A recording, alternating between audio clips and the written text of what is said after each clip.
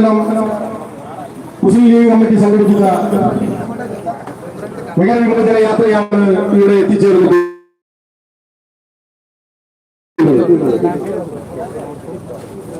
ഇന്ന്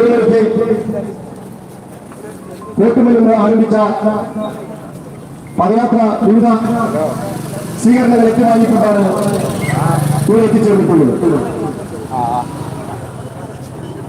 50 എന്ന ഇടതുപക്ഷ ഭരണത്തെ കോഴിക്കോട് നിന്ന് തൂത്തെറിയുന്നതിന് വേണ്ടി എല്ലാ ജനാധിപത്യ വിശ്വാസികളും ഒന്നിക്കണമെന്ന് ആവശ്യപ്പെട്ടുകൊണ്ടാണ് ഈ പദയാത്ര മുന്നോട്ട് പോയിക്കൊണ്ടിരിക്കുന്നത്.